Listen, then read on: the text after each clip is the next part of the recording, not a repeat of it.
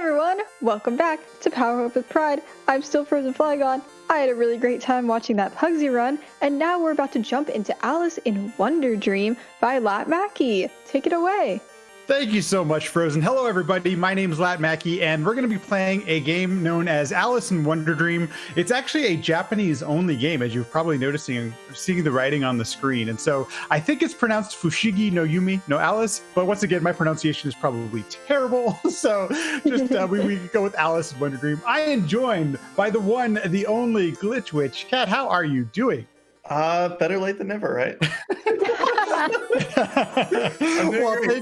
Thank you so much for joining. Kat has actually played through this game, so hopefully she can provide some insight. And we're going to go through this a couple of things before we get started. This is a platformer, and it goes by pretty quick. Even though it's a 20-minute run, it goes by pretty quick. So there is some menuing. So you'll see at some points where the entire screen is just going to stop. That's actually because I have to press pause to access the menu. And I'm just saying that now because it's in Japanese, so it's a little bit tough. You may not understand what I'm trying to do or anything like that. But we'll go through it as we're moving through the run. Here we go, okay? So this is a game made by Face, as you can see right here on the title screen, and you may be familiar with other Face games. They actually had a couple of them on the TurboGrafx-16. So here we go. 3, 2, 1, and go! Good luck, Latt. Thank you Trust so me, much. I know you need it with this game. Not you, this game. Let me just tell you, if you ever play this game blind or casual, it can be super challenging. It's a lot of, well, it's just tough. And, Go ahead. Sorry, go ahead. No, go ahead, please. I was going to say, it's got a whole menu system with magic spells that it does not make aware to you whatsoever. Maybe maybe if you speak Japanese, it probably tells you, but not to me. So I was fortunate. We had some Japanese speakers actually while I was playing through this blind, and it doesn't make it clear or overt that there is a menu at all. That part is there's nowhere it's listed or anything. Once you get into the menu, there is some instructions, but not. You have to find the thing before you can actually start using it. If I'm not mistaken, she yelled out a little "ayah" thing. Yes, exactly. So you'll probably notice this is kind of like a send-off or something similar to Alice in Wonderland. And so there are going to be some very, there's the rabbit, I don't know the story. I've never read the book. I haven't even watched the movies or anything like this. So I'm assuming these things exist in the Alice in Wonderland story universe place. I mean, I've never... We'll get to content later that makes me question if Alice has ever really, dueled with Medusa. It makes me wonder as well, right? But I fell asleep with an Alice in Wonderdreamish kind of thing going on, and I am here awake with an Alice in Dreamish Wonderland thing going on. There's a lot of different interesting kind of tech in the game. We haven't really found anything that breaks the game, like a glitch that just destroys, half the game or zips or anything like that. But there is some interesting tech, and that's one of the things that makes the speedrun so much fun. What you'll notice that I'm jumping on enemies. The way that you can do the most amount of damage in this game is by jumping on top of them. That does the most amount of damage. But you also have this I guess you'd say weapon where you can shoot something, and that does a little less damage, but it will be used as we go throughout the run here, and you'll notice it's coming up pretty soon, actually. Yeah, and it is stated, Black did say the jumping deals the most damage, and attacking deals somewhere around the leastest, and it's not even,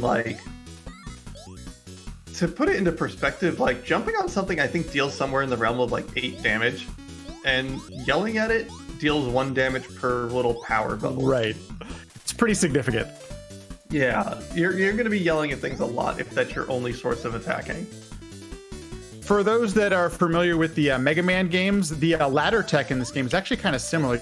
So in this game, when I'm jumping up ladders, I'm actually taking my finger completely off of the D-pad, which for a speedrun takes a little bit of getting used to actually work ladders properly. Yeah, it's weird. If you're holding the D-pad and try to jump off, you're just gonna run right off the side. That's my first death. Good thing we have a good, easy checkpoint. I love that death animation. It's got the best death animation of basically any game I've ever played. Okay, so this will be the final boss of the first world, if you will. And it's what do you call him, Mike? Maybe not a scarecrow, but... I almost called him Pinocchio, which... There we go, yes. I guess, it is a completely wood doll, but... that's fine. My split name for this boss is actually Pinocchio. So there we go. Pinoka, not quite. Yes, Rain, that is totally, yes, that is yeeted. It most definitely. Alice definitely does the yeet. So we just got a second spell, or we still just have the search one that we haven't seen? We do. Yet? Here's gonna be the first spell. This is the jump spell. And you'll notice it. I went through. You obviously want to menu as quick as you possibly can. So you probably didn't see it, but it's a little blue. There it is again. But this makes me jump a lot higher and makes it so we can get through these things. I gotta shout out those raccoons because they don't.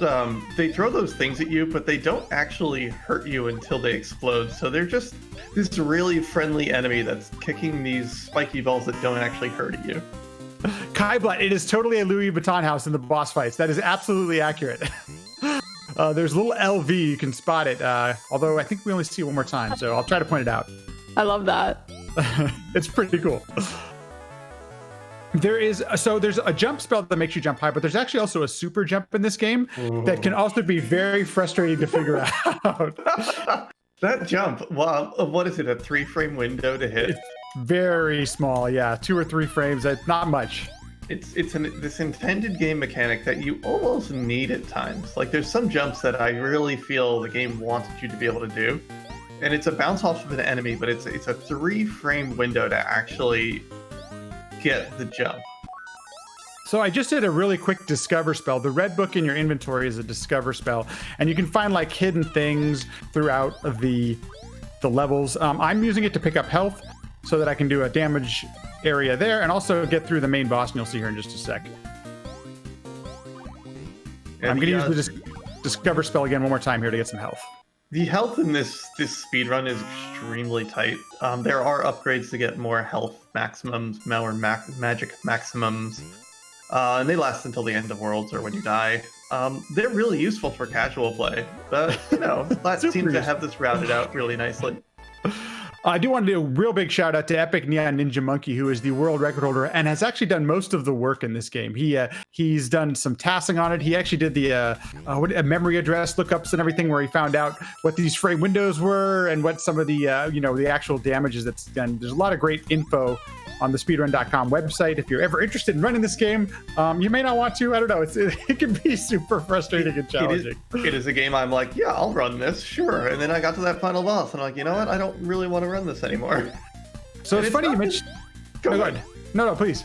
I was gonna say it's not because the boss is like super difficult or anything. It's just to do it fast, you need to hit those 3-frame windows.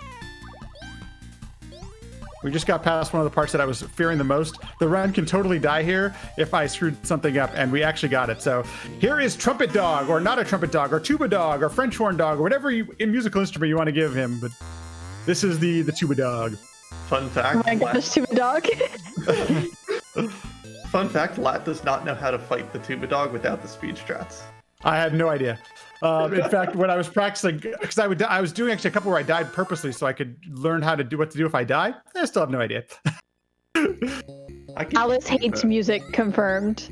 Alice hates music. She does. She's beating No music here. One of the best enemies in the entire game, but it can totally just destroy your run if you screw that part up. So. This is some of my favorite music in the entire game, actually, is this part here. Got a nice little good beat to it. Pick up some more health.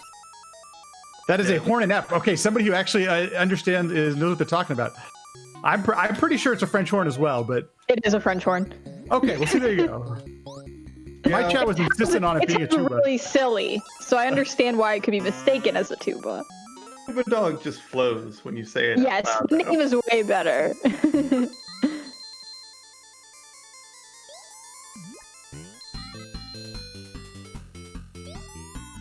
Okay, so this is the... Go ahead. I would say we'll see a bunch of the same boss as we're going through this. Lat and I have an uncanny ability to speak at the exact same time somehow. I know. Apparently, we coordinated it that way. But that was the last appearance we'll see of the ghost. You'll notice that's the 3rd time, and every single time it gets, the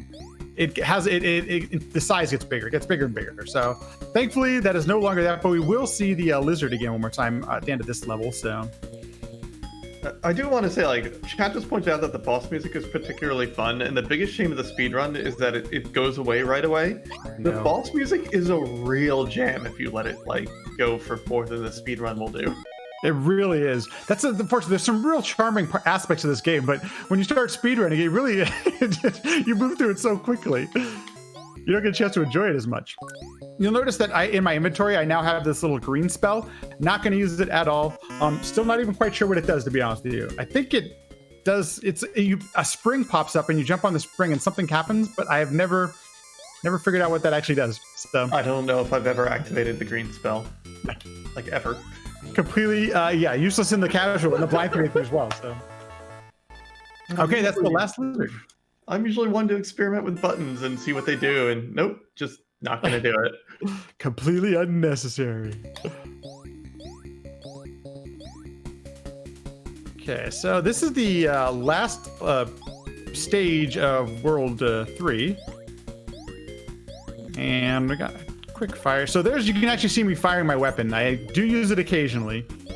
You notice I use it on a couple of boss fights as well, because you can do more damage when you do a combination of the jump and the weapon attack. This room in casual is particularly rough. There's almost no room for error here in the speedrun. As I was prepping for this marathon, this room can be a deal breaker in the speedrun as well. And I definitely had a couple of run-ins with that room that were not very kind, to say the least. Yeah, thankfully, as soon as you get past it, the literal next room has a full health restore in the corner. But oof, getting there can be a little questionable. And this is the Big Bad Wolf. At least it looks like the Big Bad Wolf. I don't actually know if that's the name of the character, but I think you just jumped this nice wolf in our living room. Exactly. And that was a great little strat that Epic Ninja Monkey discovered, where you can actually be in the wolf's iframe or hip area and not get hit. So thank you, Epic, for figuring that one out. And we're on to the palace, where the difficulty level significantly increases. So if I stop talking for a moment, you'll know that I'm trying not to die. Even though it may not look like it, I promise you I'm trying not to die. So I can talk through this as someone who played this casually somewhat recently. This room, this palace, this whole area, trying to play casually is a bit of a nightmare, and I've really come to the conclusion that the only actual route through here is the speedrun route. Otherwise, it's just this brutal nightmare segment that you'll almost never get through, and especially because the checkpoint is still all the way back in that previous room. The checkpoint is brutal, and I now have an invincibility spell, which definitely helps out a lot. But I agree with Kat. It's actually the reason I decided to start speedrunning the game, because my casual playthrough took about 8 or 9 hours. 2 or 3 of them were spent just on this level. So don't blame you. Yeah, I've already put this amount of time in. Why not just learn the darn speedrun? And this is one of the most satisfying rooms to go through in the speedrun, just because it is such a nice and smooth room. As we spam invincibility through it. The invincibility is a little bit of a marathon save strat, but also at the same time, it actually makes the room just a lot easier, but it does waste some time to go through that animation. And this boss in particular, trying to fight it without this exact strat is also kind of brutal. Like, there's just too many things on the screen. I could not figure out how to beat this boss casually. I don't know how it fits into the Alice in Wonderland lore. I'm sure there is something there, but it can be super challenging if you're not fully powered up. Anyway, now that nightmare's done, here's the nightmare. The nightmare! And we are rapidly approaching the final boss here. I'm gonna take this just a little bit safer, but you can see they are literally throwing everything at you at this point. Kitchen sink, anything they can find. Anything but a background. Anything, exactly. There is a final spell that you get. Have no idea what that golden book does. I'm sure it does something. I don't even remember using it in the casual or blind playthrough, so. I feel like I used it and I don't remember what it does. It does something. We can all agree on that it does something. What that something is, who knows? So we are, as I said, rapidly approaching our final boss. They did put a full health restore just over the door, which is so nice. Thank you, developers. This is the final boss, and there's quite a bit to say about it. There's two forms. This first one is kind of like a Medusa type thing. What do you think? I don't know. It's Egg Medusa who throws There you go. that launch into the nightmarish chickens. When I was playing this casually, a lot of people in my chat would just come in and be like, I do not like these chickens. They are the worst. Birds are the worst. Confirmed. They really are. This game is no exception. And this last form, you actually, so I didn't realize Cat actually has a strat where you don't have to use the super jump, but I didn't think you could beat it without using the super jump. So yeah, it was something that I thought you could only beat with these 3-frame window jumps where you get the big bounce, but I could not get that for my life. So I learned to do it just by... Oh, here we go. Time is right. Time. Hey, wow. GG. That actually went a lot faster than I thought it was going to. There.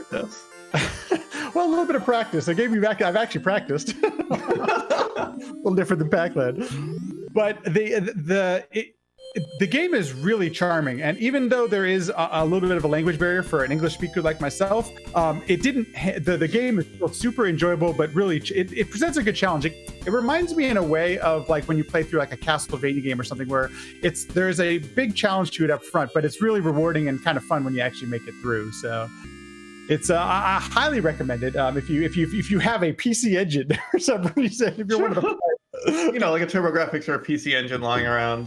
Right, exactly. We all got one of those. I mentioned it before, but I do want to do the Trevor Project is a charity that is near and dear to my heart, and thank you everyone who's donated and made that happen. We're over $4,000 now. We were rapidly approaching $5,000, and it's so awesome to see such a great cause be supported by a wonderful community. So thank you everyone who's donated and continues to donate. We're still not done yet, so get the donations in. You still have time, and let's get us over $5,000. I know we can do it. It's going to be awesome. Kat, thank you so much for joining me on commentary, and Frozen, thank you so much for jumping in here as well. I appreciate both of you. Absolutely. Thanks for the great run. Had a wonderful time watching.